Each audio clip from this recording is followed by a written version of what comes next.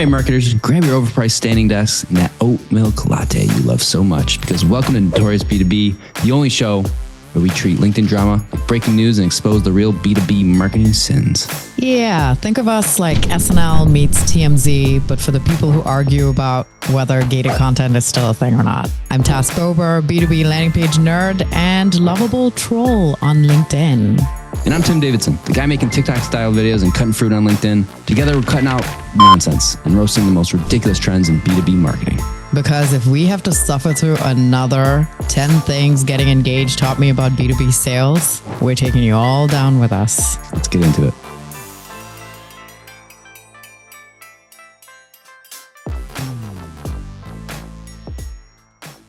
Welcome to Notorious B2B. We're here.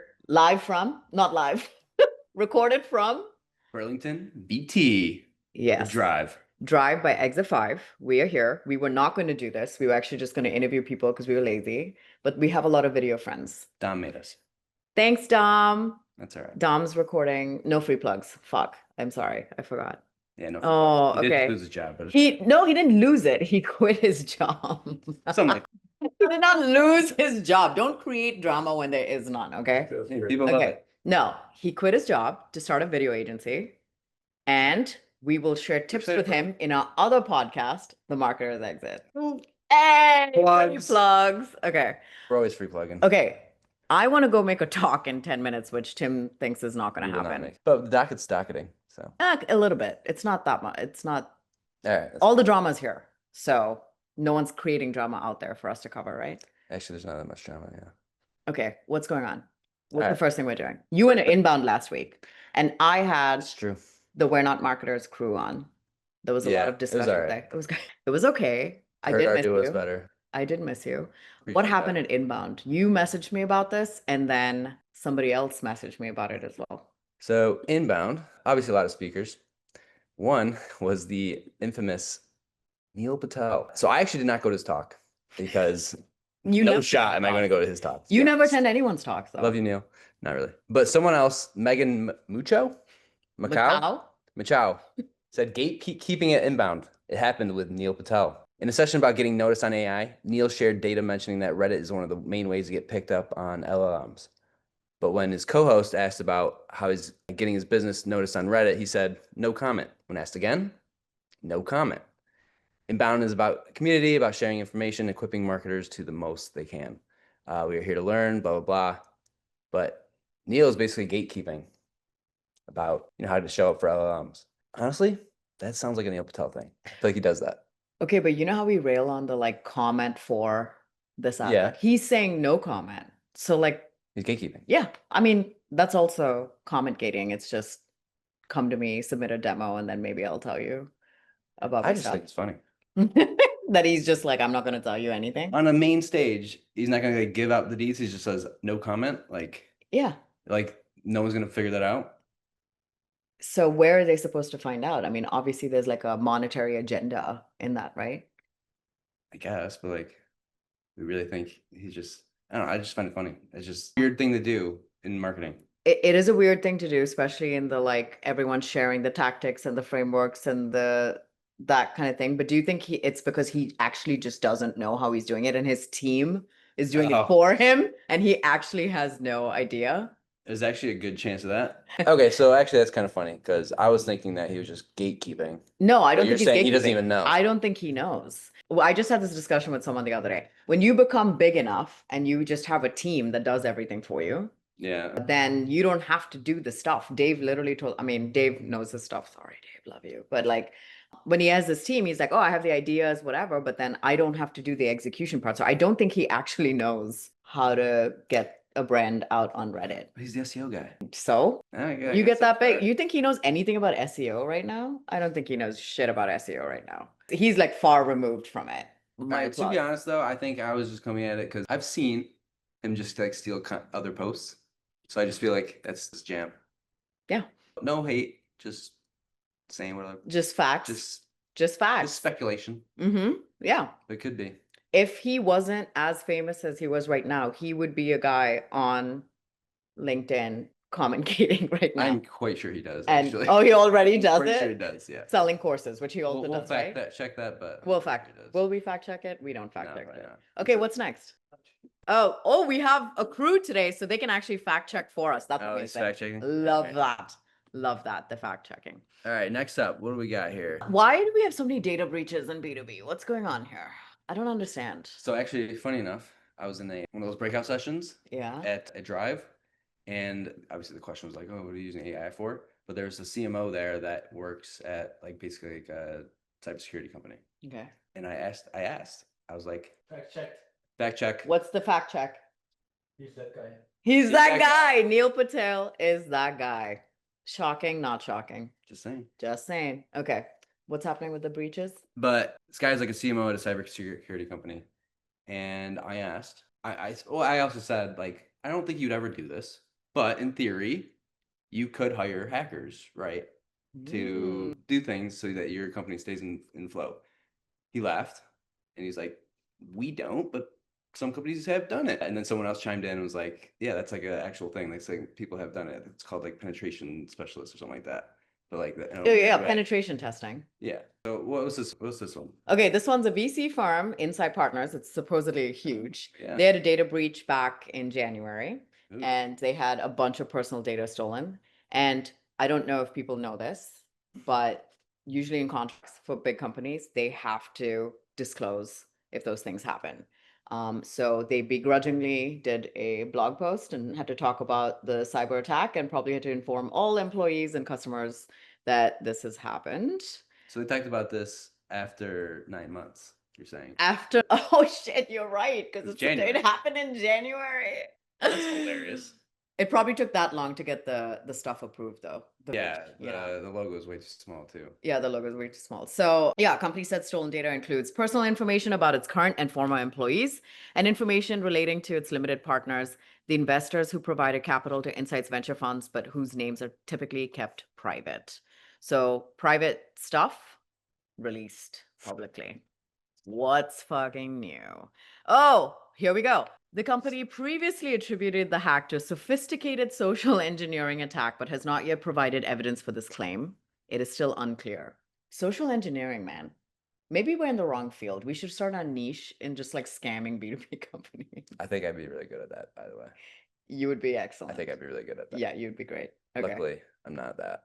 Okay, what's next? Another breach, another day. Breach another dollar, another day. Yeah. Okay. This one's really funny because this keeps, I feel like, you know that This is scene classic, in The yeah. Office where Michael gets a vasectomy? You know that scene, you guys? Okay. He gets a No. vasectomy. Explain it. Shut up. He gets a vasectomy and then like his girlfriend, Psycho Jen or whatever, changes her mind. Oh, yeah. And then he gets a reverse vasectomy and he goes, do you know how hard that is on a man to snip, snap, snip, snap, snip, snap? That's how B2B is with like, we're having a record quarter, layoffs. Oh, we're doing really well, layoffs.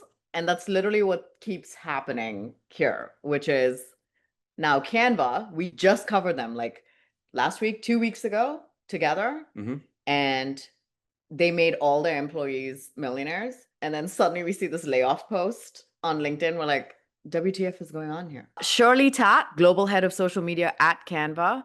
Last Friday was my last day at Canva. I've been thinking a lot about how I'd write this post, but I've decided it's silly to overthink these things.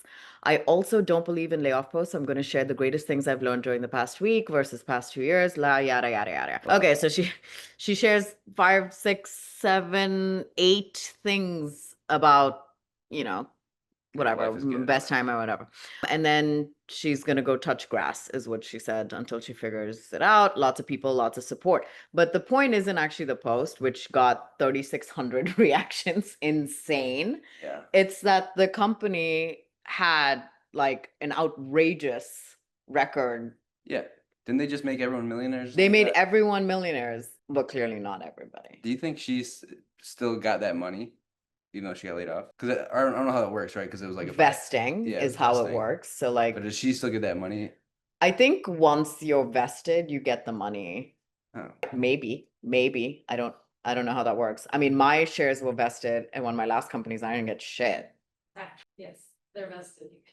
Okay, fact check if you Fact check. Wow, we should do this. We should have a third person on our calls who just fact check stuff. We'll fly him out every time. No, they can just join the Zoom call. He wants in. Perfect. He'd be in for that. Amazing. No, one of my favorite podcasts, which is My Favorite Murder. Have you listened to the No, podcast? I don't. Okay, anyway, No. I like murder. Not how to do it, but just the stories. Anyway, but they have Steven, this guy who's on there, and he fact checks Barlett? them. What? Stephen Barlett? Who? No. No. Okay. No. So Steven will fact check them all the time. And then, so we need to like have a fact checker.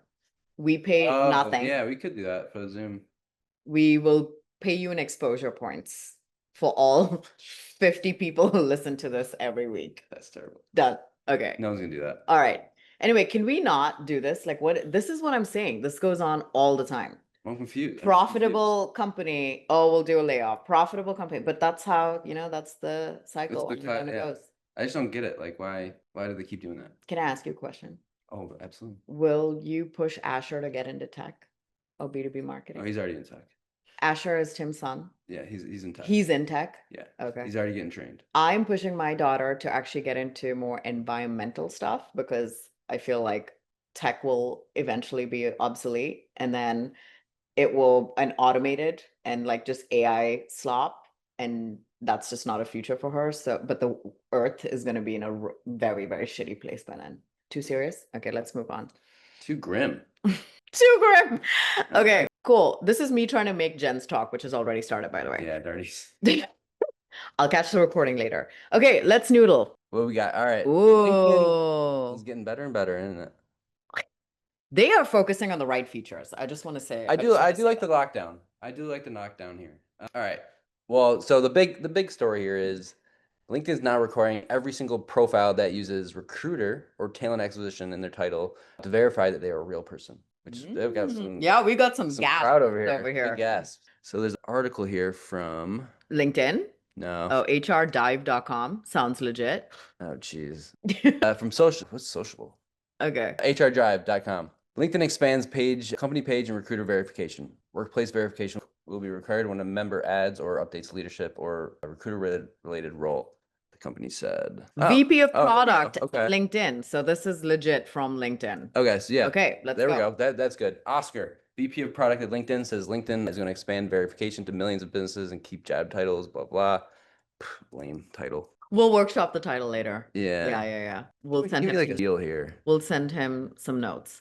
So this is what you're going to need. Until now, company verification was available only to a limited number of orgs and by requests.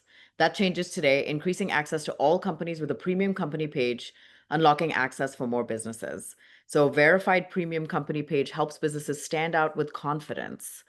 The recruiter verification. LinkedIn now requires members who add or update recruiter-related titles such as recruiter or talent acquisition specialist to verify their workplace on their profile. This change helps job seekers identify legitimate recruiters and avoid scams. For LinkedIn to actually make a feature, we all know what a pain in the ass that is, right? We've all been submitting requests for features for God knows how long. This must have been really bad, the types of scams that were going on, for them to actually act on one. So it comes with a verified recruiter label. What was the scam? What were the scams? I'm trying to think of like, so if your talent acquisition title, like what were you scamming people out of? Fact checkers, can we so attentive. This is so good. What scams are happening on LinkedIn with recruiters? Recruiter scams? Yeah. Do recruiter scams on LinkedIn? Yeah. So they're going to add these labels on there. And then the executive job title verification. We're also introducing workplace verification requirements for high-level titles such as executive director, managing director, and vice president. That's even larger. That's huge. That's huge. I believe we covered one time when someone said they were like, no, we didn't cover it, but I've seen it where someone said that the CMO of like Microsoft. It was like a meme. Someone like made up that they were fake profiles. They try to get personal information from you. Oh, that's good. Oh, okay. So they said they verified that the scams are people making fake profiles and job offers just to get information from you, which is you got to ask for insane. zip code and stuff. Right. Yeah. And more than that, Social Security number. Security number. That's zip code. What do you mean, B2B company? New one. Oh. Personal service scams. They reject your application Then they offer you resume review service. Oh, that is some shady shit. Kind of brilliant. Okay, no, let's repeat it for everybody who did not hear because we're the ones with the mic. So they offer you a job, then they rescind it, and then offer you resume services instead. It's kind of wow. The amount of brain power that goes into like scamming people versus if they use that to make the world a better, it will forever shock me. It's the thrill. It's the thrill. It's got to be the thrill. There has to be. It's a thrill. But this is arguably more important, which is the job title verification. I told you we covered it once where this guy reached out. Or he sent me a friend request. He sent me a connection request on LinkedIn. Sorry, everybody's my friend. And he was like, head of marketing at this place. And I was like, cool. And I just added him. And then he immediately pitch slaps me. And then I go to his profile. And on his profile, his work title was head of sales. And he pretended to be head of marketing so that I would accept the request. Oh. You remember that? And so this job title verification is now going to have you verify that you're actually a CMO or a director or a vice president or president of companies. I like it. Perfect. Love it. This is great. This is great. You know why? Because yours says VP of marketing and B2B Riz. Can they also talk about how legitimate it is? You think they're going to do that? Well, I already know how to get around this, by the way. Because if you have two current profiles, if you're the CEO of a one-person company, then you're also like the specialist at Microsoft. You can say you're the CEO. No, what is and it? She says, so there's an example here, Sarah King, Chief Marketing Officer at Freshing. But if you have two current profiles, if you're the Chief Marketing Officer at one-person consulting company, but then you're also the Customer Success Manager at Freshing, you could still put Chief Marketing Officer because you are the Chief Marketing Officer of the one-person company. Oh. But people will see the Freshing and the Chief Marketing Officer and put together. Stop using your brain cells for shady shit. I could do really well. Yeah, you could. I'm so glad that you work for the good guys. Don't you? No. Dom just DM'd me? Tim, yeah. Dom just DM'd you. Did you just DM him? Yeah. What did he say? Good story. Oh. Producer coming through. Producer coming through. Maybe that's what Dom should quit his job and do, is just be notorious. He could help us produce and direct just lit up. the TNT media company. Because we're doing this, we're starting the second podcast and then maybe a third. Well, we already TNT. podcast. Huh? Sure, what's that? No, you're not in the name. You're not in the name. You're like a silent producer. Yeah. That's a story about one of my good buddies who put up that he studied at Harvard. Oh. And now LinkedIn's cracking down on it. Okay, Good buddies. Joke. He did it as a meme. That's what I was saying. Like, I've seen people put just like crap titles as a meme, but like, yeah, because you're like related to the guy that. Wait, you got like a best friend and like a guy in jail. Yeah, you're wait. You guys are talking about stuff that we don't know, but I have so many questions. Number one, why are you friends with these people? What kind of people are you hanging out with? Okay, this is the story though. You want to do it? You want me to do it? Okay. So our producer just sent us this. Our producer just so big time. A LinkedIn user faked a Harvard MBA on his profile just for fun and shared the experiment online, sparking widespread discussion. In the post, the user noted that the fake credential instantly boosted his credibility with recruiters and connections. However, his experiment drew serious criticism from lawyer, SMB attorney, attempting civil deception. Who wrote this? NDTV. It's from India. Go. Okay. Master's degrees are useless. I gave myself one on LinkedIn just for fun. There's no verification process. Since adding this to my profile, the DMs have been flowing in. Every other message mentions how impressive my academic background is. So instead of spending $100K plus and wasting years of your life on a degree, just add it to your LinkedIn. No one checks, no one questions. Fake it till you make it has never been easier, he wrote. And then this guy's like, guys, do not do this. And yes, this is legal advice. So it went viral too. It did go viral? Where? Well, it did pretty well. 156 that's on the twit. On the twit.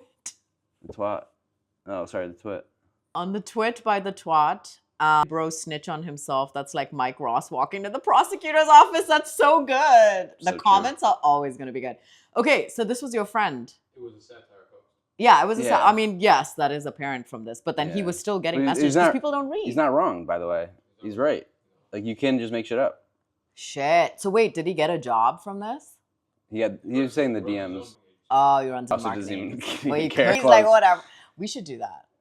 No. We should say we got a degree from we're the good Exit 5 people. B2B We're good school. people. So now they're doing recruiter verification. Yeah. They're doing big title verification for companies. The logical next step is verifying that you actually went to school at the place you went to school. And then probably way on the list is like AI comments, hopefully. At some point. No, they love AI comments. Yeah, they encourage AI comments. I'm just saying. Okay. Come on, LinkedIn. All right, what's Priorities. next? Ooh, we got a little big Adam Robinson makes influencer. Yes, he shows up on our podcast at least once a month. I wonder if he does Not it by just choice. to do that. He wants our attention so badly. Yeah, that he does. He wants us to talk about it. Okay, what's going on with him? All right, so he's talked about this before, but he's like basically replacing some of his team with AI. Everyone else's too, I guess. But he replaced everyone. So he put out a post saying, the impossible just happened at RB2B. All full-time employees disappeared for 7 days. AI agents ran our entire business, 0 intervention. The result, our 6 million ARR business ran smoother without us than when we were there. The results, true results here, I guess. Revenue held at plus 4% over a month to 5.96 million ARR, consistent with the last 6 months. Churn held steady at 8.9% to paying customers. To paying customers, yeah. Closing while we sleep, he mentions. 0 material customer issues were unresolved. Our AI agents didn't sleep, take a break, call in sick, or had bad days. Fair enough. And then he links to it. And then he has like sales results. What is it? Spoiler, AI crushed it. 176 convos initiated, 155 strong to quite strong answers. 6 answered completely wrong. 3 were, do you white label? Clone said yes, answer is no. I like that. I do admire that he puts that shit out there though. And then 4 people asked for high volume pricing. My clone over quotes, annoying. 11 people asked to speak to a human, which we don't do anyway. Always deflect. Right. Okay, 6 wrong answers out of 176 convos, 96% accuracy. So he already got rid of 2 roles on his team and replaced them with AI. And then they all went on vacation or whatever was happening. For 7 days. And then he realizes very quickly that it can run a lot with even fewer people. Who's next on the docket in his team to be like, because then he could still run it. He is a 7-person company now. He could do it with 4, 3. I mean, it's been a week. You went a whole week. I mean, I know. I mean, I'm going a whole week without answering any emails and stuff. That's what I'm saying. God like, knows what's burning down. What's going to happen if you do this for a month? What happens? He's going to find out. If someone will test it, it's going to be this guy. True. 100%. Good for him. I mean, he's already... Good for him. Honestly, good for him. Let him do his thing. But there was a call to action here. Yeah, like fuck people's families, you know, if they have to feed families and stuff. Please. You are in so founder mode right now. You're in founder mode. mode. He's got like his whole... Look at this. Yeah, he's got a whole dashboard. Wait, this is like next level transparency. Did he say when he did it? Do you think if we asked him how he's getting presence on Reddit, he'd say no comment? He really wish he was here. Should we ask him to come? Wait, say it. What about Reddit? If we asked him, like people asked Neil Patel, you think he would say... No, he would give you everything. He would give you an answer, give you everything. Even if it was He might have figured... real. I mean, maybe he figured it out. Maybe he did. Dang. Okay, takeaway. RB2B just proved the unthinkable is a reality. Your entire team can disappear for a week. AI can handle everything. It didn't just maintain, it improved it. 89% support resolution, 0 people issues, 0 drama. Our goal is to prove to the world that 10 million ARR is possible with just 3 FTEs. He only has 3. If RB2B can hit 10 million ARR with 3 people, earlier. Yeah, why can't I? I think he's trying to get to 3. He's trying to get to 3. That's what I'm telling you. He's going to get rid of half of his team now. Or he's going to give those 3 just big-ass paychecks and let them live No, life. Why would anybody give anyone free money? That's not how the world works. For LinkedIn. It'd be a great LinkedIn post. Okay, we're done. What's next? Well, let's read the comments. Oh, I'm never going to see Jen's talk. Let's read the comments here. Marcus. That's really impressive results, Adam. Do you think... That's an AI comment. Fucking bullshit. Yeah, read the AI comments. Done. Richard Tattery says, very glad we are once and for all figuring out a way to get rid of ourselves. 23 laughing emojis. Reactions. Now do a month, says Finn. Now do a month. Yes, that's your energy. That's your energy. The comments in this thing suck. They love it. He's like a Chris Walker. People love his stuff. Tehran. Oh shit. Says something. Was it really that smooth? Here's a post saying saying his support ticket was unanswered for 2 weeks. Oh fudge. Drama. Wait. So Jakuri, the post is talking about, last week I made a post about why I'm looking for an alternative to RB2B. Left my support request about accessing my account unanswered for almost 2 weeks now. So I spent the weekend researching the tools that would work in current GTM stack. No plugs, we're not going to talk about it. Yes, we are. Yes, we are. You know why? The first one is Vector. Shout out Jess Cook. Yeah, so here are the list of other signal intent tools that we're looking at. Vector, Warmly, Lead Post, Data, Shopper. The others suck. Go for Vector. That's me. Wow. Plugs. Okay. Anyway, so this guy then links to this post and says, are you sure your company ran well? Because this person's posting on LinkedIn about how they're evaluating other tools because of the support. Where'd the comment go?